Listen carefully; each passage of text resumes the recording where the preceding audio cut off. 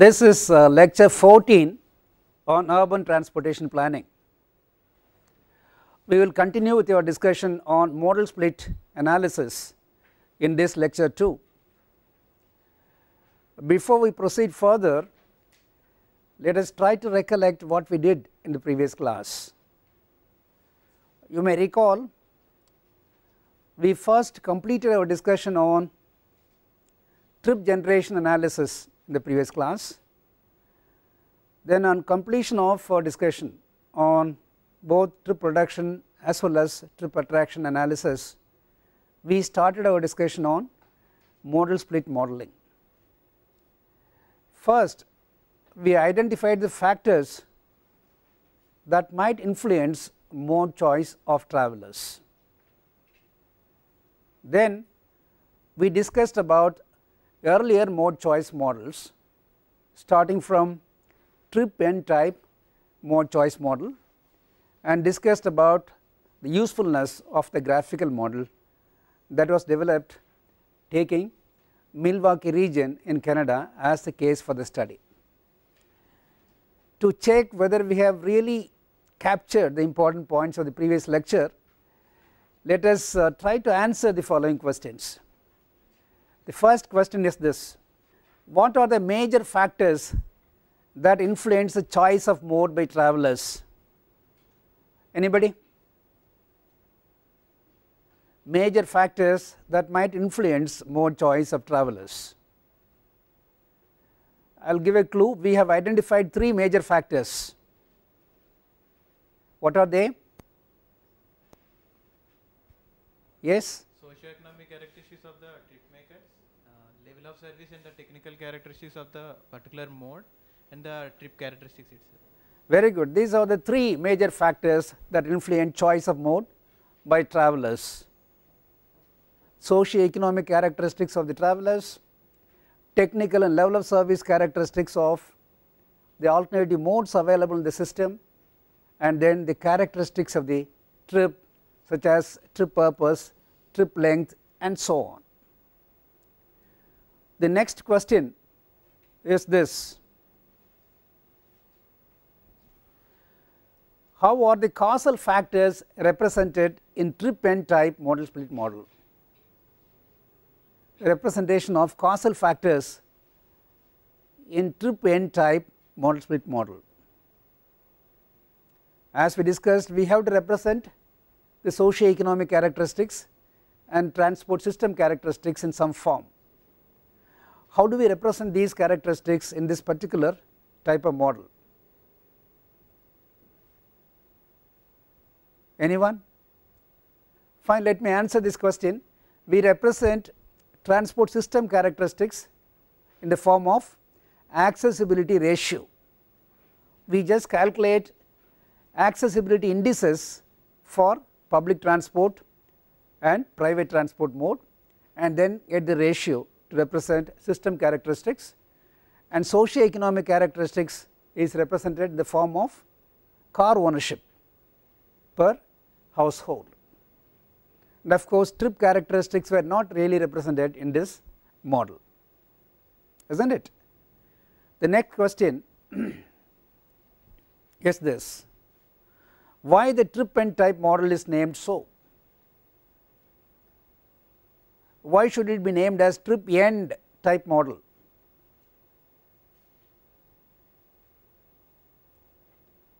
Any response? Trips are ending where? Ending at traffic zones. Trips are starting at traffic zones, isn't it? So trip ends are associated with traffic zones, right? And we consider the characteristics related to transport system as well as socio-economic characteristics on zonal basis for this particular model. That is why this model is termed as trip end type of mode choice model. So with this understanding, let us proceed further and see one more type of model which was initially developed, named trip interchange modal split model. The basic hypothesis underlying the trip interchange modal split model developed for Toronto metropolitan area in Canada is as follows. There are certain assumptions or hypotheses based on which this trip interchange modal split model was developed. The assumption is this: the total number of people moving between an origin destination pair constitute a travel market, and the various modes compete for this market. Though this is the important hypothesis. They consider the demand for travel between origin destination pairs as travel market, and the available modes are competing for this market and reach a certain level depending upon their relative competitiveness, right. And the modes secure a position in relation to their relative competitiveness, which are expressed in terms of relative travel time, relative travel cost, relative travel service, and the economic status of the trip maker. These are the factors based on which the different modes capture a position in the travel market, or the position of a particular mode depends upon these factors, namely travel cost, travel time, travel service, of course the economic status of the traveler who considers these various alternative modes for travel. Clear? And let us see how these factors were really taken into account in the modeling process.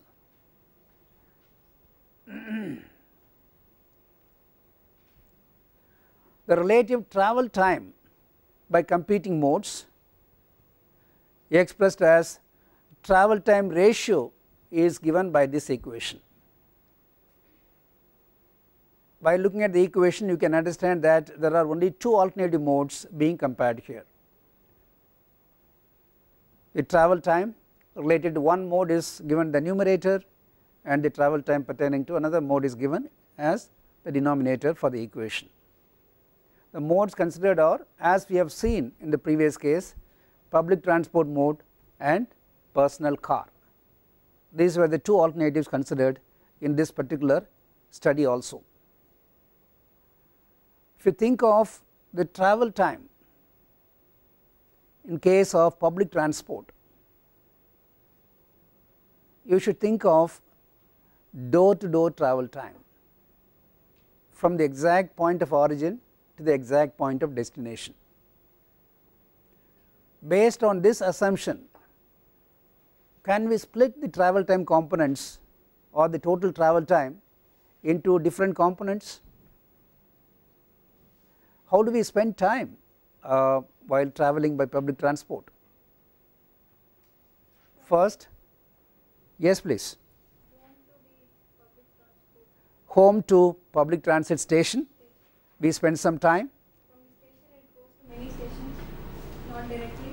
Do you get to a transit vehicle immediately on reaching the station? Waiting time. You wait for some time, so there is another component, namely waiting time. Then you take a transit vehicle and spend some time inside the vehicle, you can call it as in vehicle time, and then get out of the transit vehicle.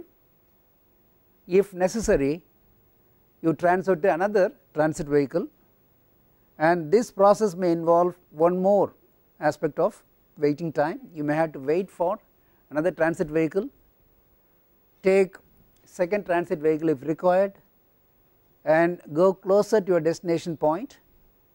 Then you walk from transit station to your exact destination point. There are so many components in the travel time by public transport. On the same lines, if you think of travel time components while you make use of car, you have one component only or more than one component? you think of all possible situations. Of course, car is available at home, there is no problem.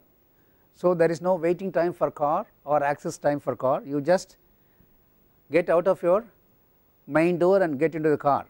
There is no access time or waiting time involved in your car travel, then it is only in vehicle time.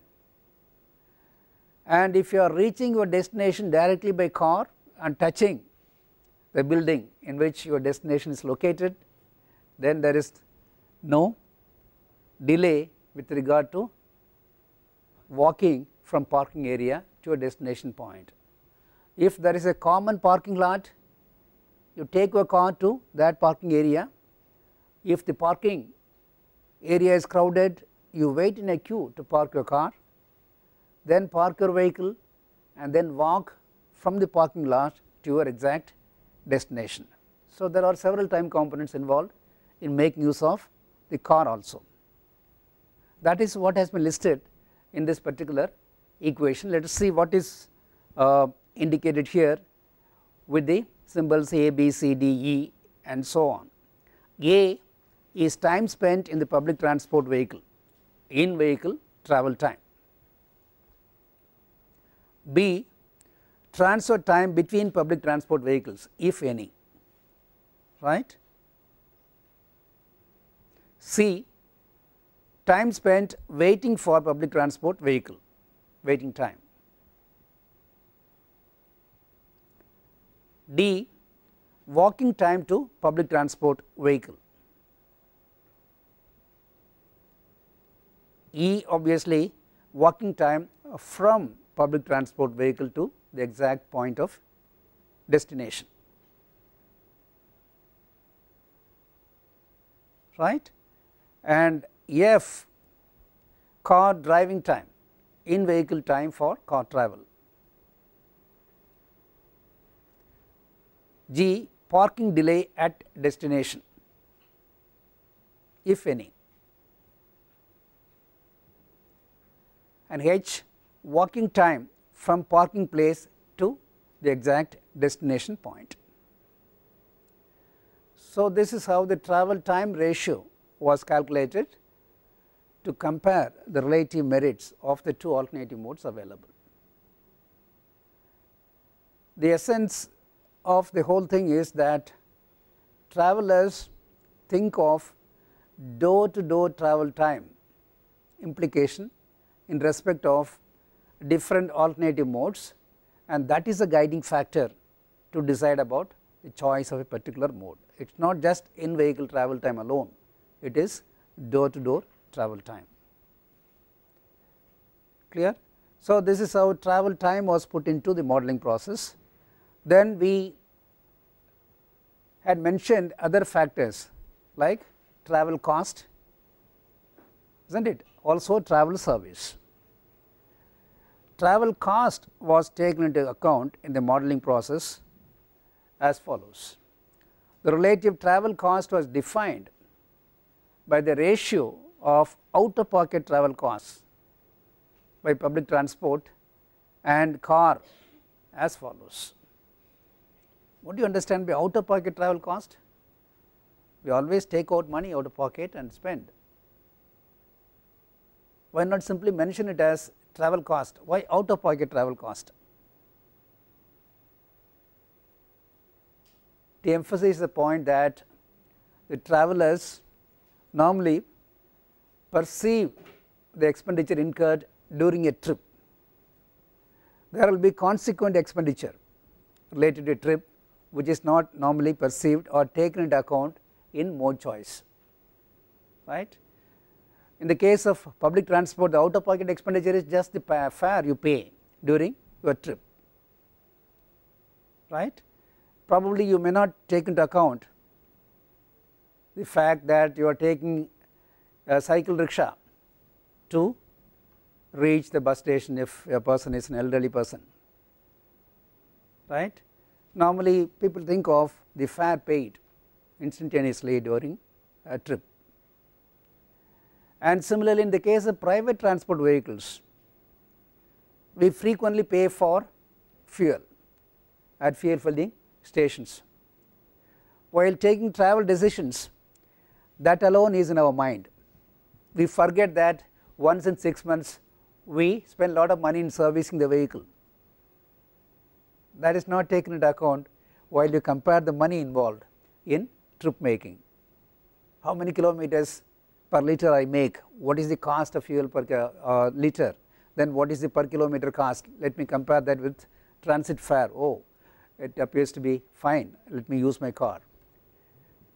So that is the comparison people normally make. That is why here it is very specifically indicated as out of pocket expenditure. So this is the equation given to calculate cost ratio CR as I divided by j plus k plus 0.5 L whole divided by m, and numerator correspond to public transport. It is very straightforward and simple, just the fare paid for travel. In the denominator we have 2-3 terms pertaining to car. J stands for cost of petrol, or in American terms gasoline. K cost of oil, lubricants, etc., because this is a consumable spent depending upon the number of kilometerage made by a vehicle, right. So that is how this is also going into the calculation. And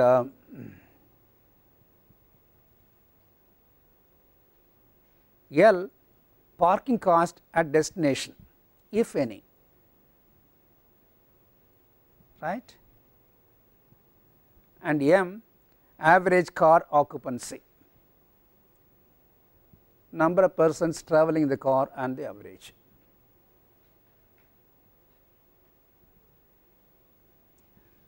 My question here is why we take only 0.5 L, where L is a parking cost at destination. Why not simply L?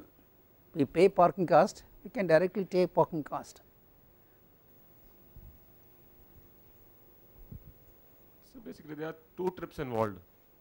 One is the trip to the destination and the second trip will start from the destination. Excellent. For 2 trips there is only one parking activity involved and only one cost component is there. Since our interest is to calculate the cost per trip, we divide the parking cost, or we take parking cost as half of the actual expenditure per trip, right. And why dividing the whole thing by M?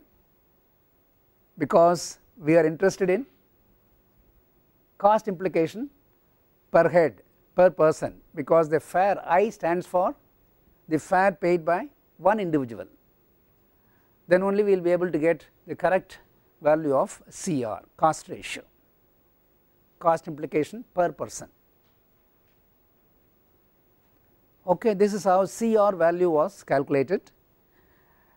And then service ratio was calculated by considering the excess travel time implication related to the alternative modes. What do you understand by excess travel time? We normally spend the travel time, required travel time. In this particular case, excess travel time was defined as all components of travel time except in vehicle travel time. The time spent in actual movement was not considered, right. All other time components spent outside the vehicle were taken into account, and that ratio was taken as service ratio. It is reasonably logical, because when you think of a transit vehicle, if your waiting time is less, you will perceive that public transport service is good. If your access time is less, then your transit service is perceived by you to be very good, isn't it? So it is logical to consider all the time components involved when you spend your time outside the vehicle related to the service provided by a particular mode of transport. So that is how the service ratio was calculated, The excess travel time was defined as the time spent outside the vehicle during a trip. Thus, the service ratio was defined as follows: SR to be B plus C plus D plus E divided by G plus H. All these components are already defined.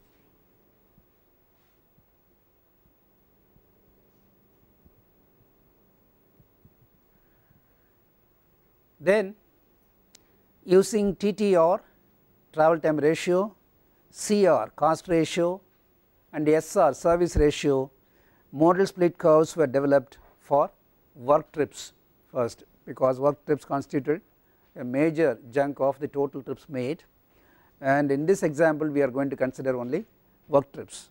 On the same lines they developed models for other trip purposes. You may wonder how to consider or develop mode choice curve without consideration to socio-economic characteristics.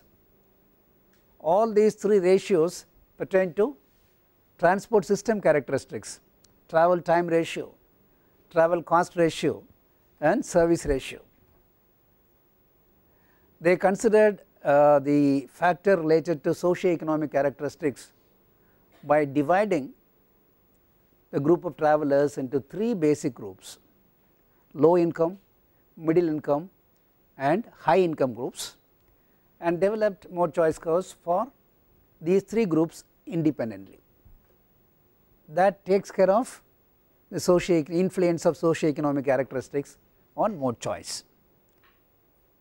Once you have a data set pertaining to a particular income group, then your data set is homogeneous. There is no need to differentiate between individuals within a homogeneous income group. Then you can consider only these characteristics pertaining to transport system as factors influencing mode choice. So that is what they did, and this is how the curve was developed, taking TTR along x axis and percentage transit usage along y axis. And of course they consider three service ratios. Service ratio was considered as not a continuous variable. They just found that they can group SR into three categories with values 1.2, 2.3 and 5.8 based on field conditions. So they developed three curves for each group of travelers.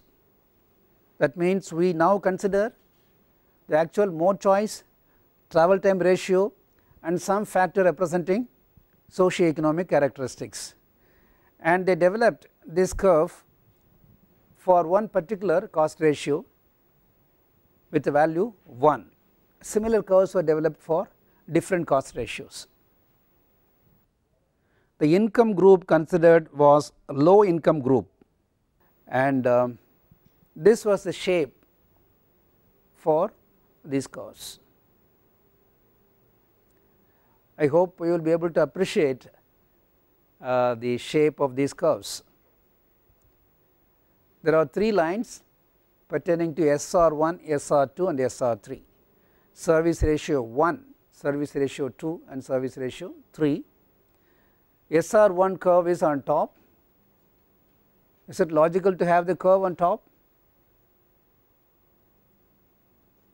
The curve, SR1 curve, will result in a higher usage of transit service, isn't it? For a given value of travel time ratio, let us say we are interested to know what will be the use of transit by this particular low income group when the travel time ratio is 2. If it is SR1, you can say about 80% of the travelers will be using public transport, and if it is SR2, it is going to be just 60% only will use public transit and 40% will make use of their own car. And if it is SR3, it is going to be 30%. 30% will use public transit, rest will make use of their own car. This is because of the influence of service ratio. Please recollect how we calculated service ratio. Sum of all the time components spent outside the vehicle in the case of public transport divided by all the time components spent outside the vehicle in the case of car. So, when the ratio is very high, implies what? You spend more time outside public transport vehicle, that is why it is high. In such a case, public transport may not be attractive to you, and only less and less number of people will make use of public transit. So, that is what is indicated here clearly. SR3 is 5.8, very high compared to just 1.2 in the case of SR1. Time implication is almost same like car, just 20% more, isn't it, 1.2. So, that is how for a chosen travel time ratio we find that quite a significant proportion of travelers make use of transit vehicle. Even though these are simple graphs, they are very sensitive and significant in nature. You can find out the mode choice situation for any complex situation, because we have put in so many factors into it: travel time ratio, service ratio, cost ratio, as well as something to represent the socio-economic characteristics of travelers. And let us see how they did the same exercise for other socio-economic groups of travelers. Or in other words, we will take a overview of all the groups together and see how the mode choice model look like. Same variables were taken along x and y axis, travel time ratio along x axis and percentage transit usage along y axis, and two cost ratios were considered based on the actual field observed data. There were two distinct cost ratios, 1 and 1.6. Had there been more, they would have considered more also, maybe 2.2 or 2.7 and so on. In this particular case, it was sufficient to consider only two cost ratios. And service ratio, as was done earlier, 3 values for service ratio, and 3 income groups: low income group, middle income group and high income group. And for low income group, this is how the curves looked. Why these two curves are different, or what is the factor which is differentiating these two curves? Cost ratio is differentiating these two curves. How the curve, set of curves on the right hand side is different from the set of curves on the left hand side? You can see the right side curves are little steeper in respect of their slope compared to left hand side curves, right. For example, if you take the curve corresponding to SR3, it is tending to touch the x axis at around travel time ratio of 5.0, whereas here the same SR3 line is touching the x axis at around 3.5. So, obviously this is steeper than the other set of curves, right. What is the implication? What does it mean? Yes, please. When the public transport fare is higher, so the people who tend to use that transport might be less. So it can drop down immediately before even reaching 5.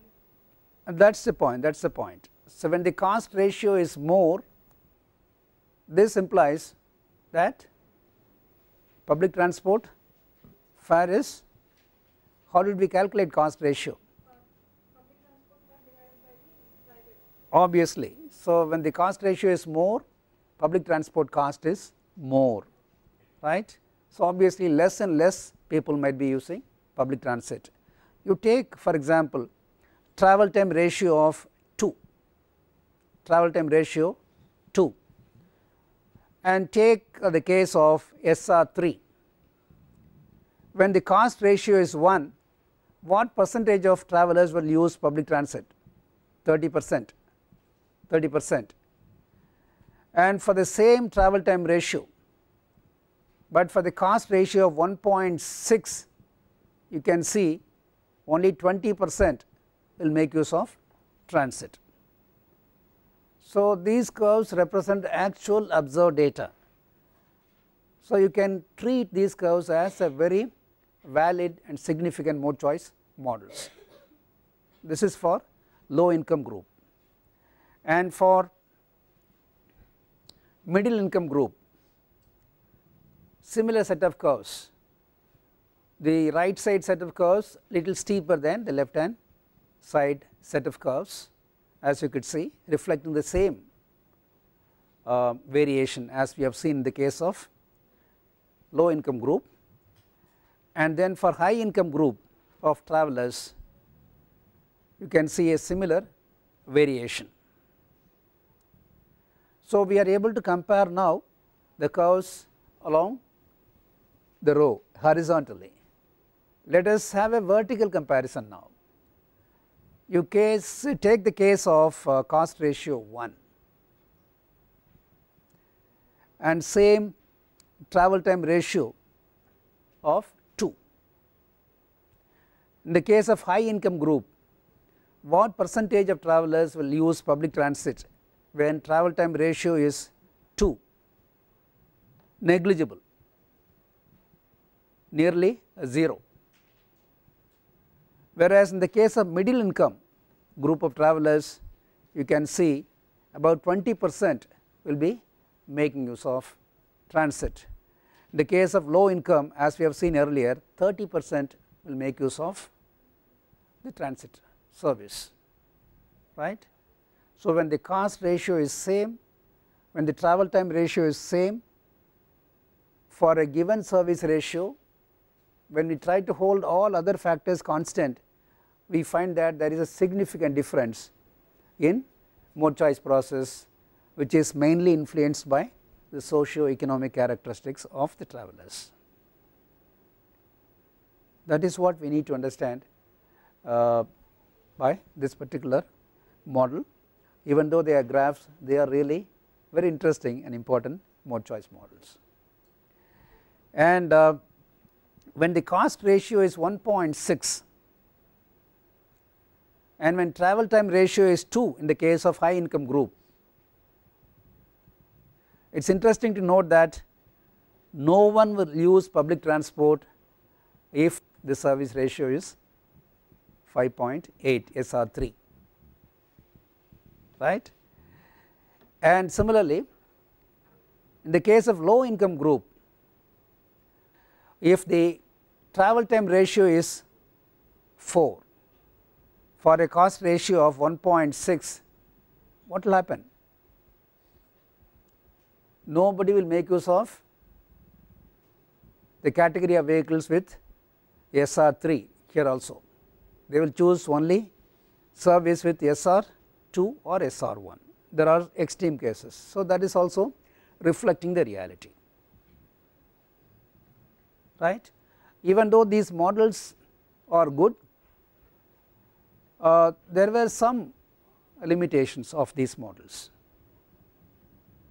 One important limitation was found to be this particular aspect.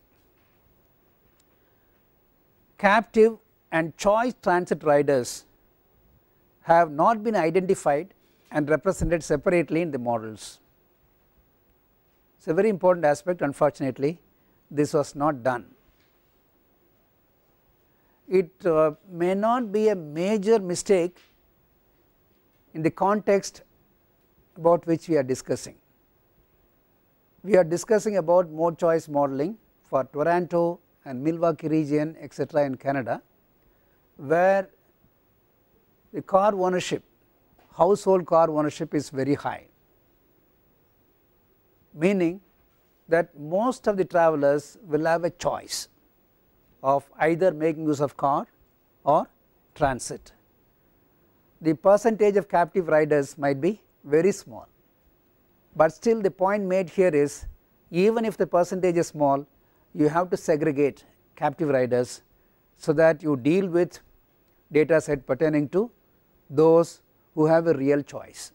Then your model will be 100% representing the choice process of those who have a choice of modes for travel. Clear? And for this reason, the models do not reflect adequately the manner in which choice transit riders react to changes or charges in transport system characteristics. React to changes is the right terminology, changes in transport system characteristics. In addition, the patronage data have been of zonally aggregated nature. What is wrong with zonal aggregation of patronage data? Patronage data is nothing but the data related to the travel time, travel cost and travel service of the available alternative modes, and we are zonally aggregating this patronage data. This implies that we assume that every individual or every household in a traffic zone will have a same preference, same choice for a given situation in a particular traffic zone. It need not necessarily be 100% correct, there will be variation. Even for a same cost ratio, for example, let us take the previous example. As I said earlier, for a travel time ratio of 2, cost ratio of 1.6, as per this model, nobody from high income group will choose public transit if SR3 is the level of service available in public transit, isn't it? But it need not necessarily be 100% correct. In practice, still there could be a handful of people from high income group choosing public transit for their own reason. Similarly, on the same lines, we found here when the cost ratio is 1.6, for a travel time ratio of 4, if we consider people belonging to low income group, they may not choose the system if the service ratio is SR3, but it need not be true 100%. There might be a small proportion of travelers belonging to this group choosing the transit. Okay, but that has not been considered here, it has been based on zonal averages. Okay, this variation, if possible, should be taken into account to accurately represent the reality. Later on we will see how these variations can also be taken into account in our mode choice model. And now the moral of the story is that we cannot assume every individual to be same as far as mode choice modeling is concerned. Each and every individual is different from one another. They have their own perception of things and choose the mode of travel. So it is not right to work on aggregate data for mode choice modeling. We must go in for disaggregate database for mode choice modeling. How to disaggregate data? What basis?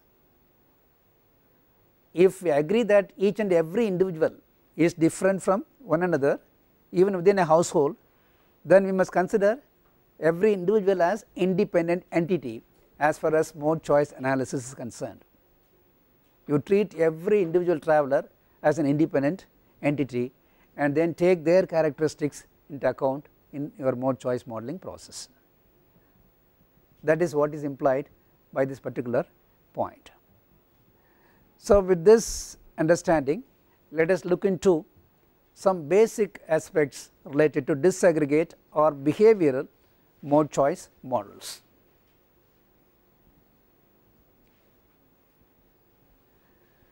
The methodology of modeling mode choice by disaggregate approach is based on discrete choice theory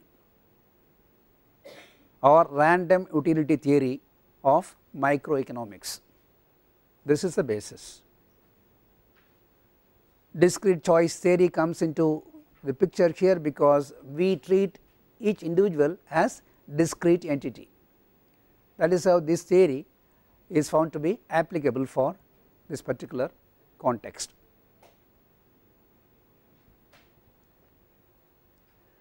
Then the concept of utility has to be understood clearly, because the related information about this theory is a random utility theory is the input that will be given to this modeling process. So, we need to understand the concept related to random utility theory. This is the concept. The utility to a given individual traveler, utility or usefulness to a given individual traveler offered by a given travel choice, offered by a given travel choice. Choice could be with regard to decision with regard to making a trip or not, or choosing a route, or choosing a mode, or choice of destination, could be related to anything, right, in general, may be thought of as measuring the preference the traveler attaches to that particular choice or combination of choices. As indicated here, one may simultaneously decide about trip making, destination choice, route choice, as well as mode choice, right. So, combination of all together may be a factor to be considered in mode choice analysis. It depends upon the way you analyze the choice process.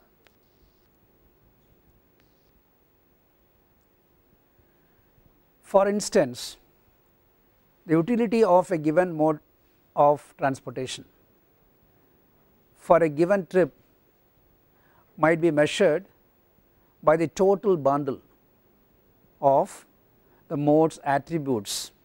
Attributes of modes, all of us are very clear about, such as speed, comfort, safety, cost, etc., translated into its monetary value to the traveler. That is how we understand utility. Utility is sum of a set of factors, and you must transfer all these factors into a common measurable unit and then quantify the whole thing, and do this for various alternatives and then compare, or it is assumed that is how the comparison process is done or perceived by the travelers, right. It is a total bundle of modes attributes. It depends on how you consider the modes attributes as factors influencing your trip choice or mode choice. You may consider only travel time and travel cost, or sometimes only travel time, and so on.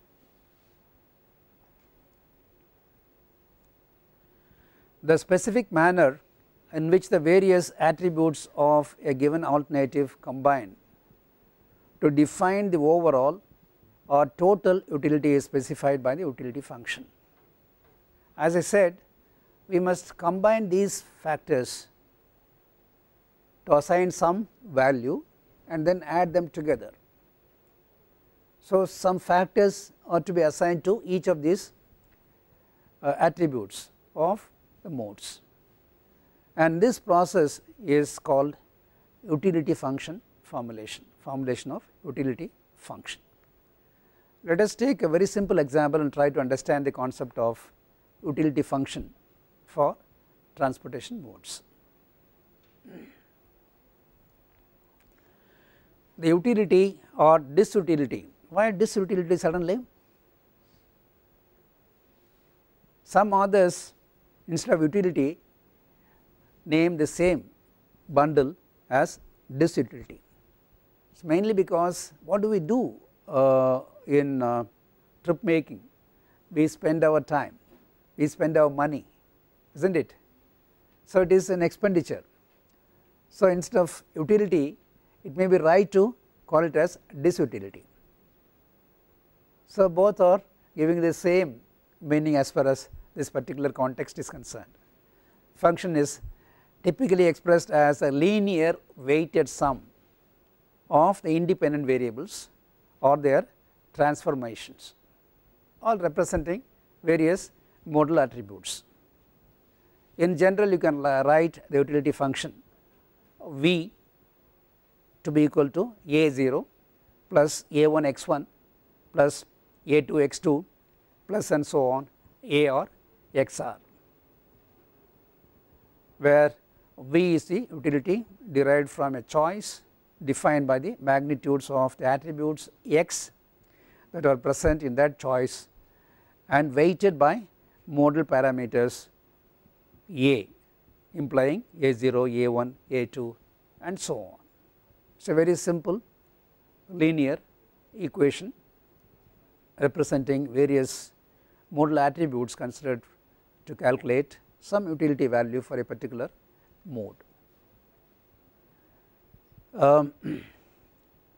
In the context of mode choice, V is a disutility and is negative, as I said. This is because typical independent variables include travel times and costs that are perceived as losses by travelers.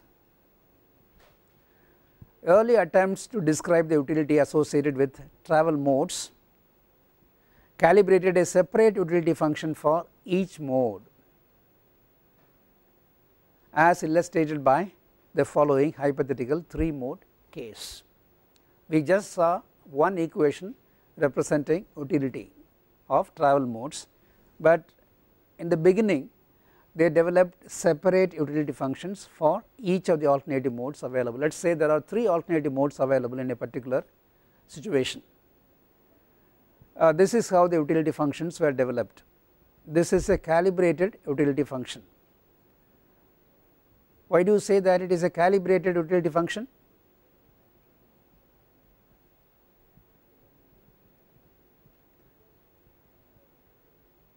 Because the values of the parameters are given here. The values of A0, A1, A2 etc. are known, so that we get only through calibration. That is how we can understand these equations as calibrated utility functions, right? And you can see the coefficients for the same factor or attribute of a mode. X1 could be a particular attribute, maybe travel time, but the coefficients are different for different modes. Travel time has got a weightage of 2.4 in the first case, 3.1 and then 2.9. Let us say the second x2 is travel cost, for example, then the coefficients are varying 3.5, 2.9 and 3.2, because these functions are developed independent of the alternative modes competing for one another for the travel market, and this is how initially utility functions were developed. The 3 modes in this hypothetical example, let us say, may be personal vehicle, say motorized 2-wheeler pertaining to our condition, a city bus system and an intermediate public transport system, taxi, auto rickshaw and so on respectively, and the independent variables or attributes may represent travel cost and travel time, for example x1 and x2 associated with each of these 3 modes. This type of formulation is known as mode specific, I repeat, mode specific model, because the same attributes are assigned different weights for different modes, as I indicated to you, right. Same attribute x1 has got different weights for different modes. That is why This formulation is known as mode specific formulation. Utility functions are specific to a particular mode. Although there may be some validity in this hypothesis, it causes a problem when a new mode is introduced, because as planners we will be working for a mode choice scenario in the horizon year. At that point of time it may be likely that we propose a new system itself, a medium sized city where in the base year condition we have only bus service, IPT service and personal vehicles, and the city might grow to a larger metropolitan city. After 20 years you might think of introducing light rail or metro rail system, which is totally a new mode of transport for that particular urban area. When a new mode is introduced, in that case it would be next to impossible to estimate utility associated with the new mode, because the necessary base year data required for the calibration of its utility function would be unavailable. We may not know, we will not be able to get the values of the parameters involved. Therefore, this difficulty is inbuilt in the process of mode choice that we have just now seen. When we have independent utility functions for each of the modes, introducing new mode in the future might create problem, because we will not be able to calibrate utility function for the new mode, right. And how to solve this problem? As a way to resolve the problem, Lancaster, a researcher, postulated the idea of choice abstract or attribute specific approach. Instead of making utility functions specific to modes, you make the functions specific to attributes like speed, cost and so on across modes. Then you can cover any possible new modes when it is being introduced. So that is the suggestion given by Lancaster, and we will see the details of this particular utility function in the next class. To summarize what we have seen in this class, you may recall we started our discussion recollecting the different aspects related to trip end mode choice model. Then we discussed in detail about trip interchange type of mode choice model involving different factors like travel time ratio, travel cost ratio, travel service ratio, and then dividing the travelers into different socio-economic groups to take into account the socio-economic characteristics of travelers. And we found that even though these are just a graphical representation of the mode choice process, these are also very important significant mode choice models at that point of time. However, we found that there were few limitations of the earlier models, like non-segregation of captive and choice riders created a problem, and then they could not treat individual travelers as independent entities. They considered zonal averages as the basis for mode choice analysis. Then finally we discussed about disaggregate type of mode choice model, the basic theoretical aspect, and then the principle involved in development of utility function for various modes based on disaggregate principle. With this we will conclude our discussion for today. We will continue in the next class.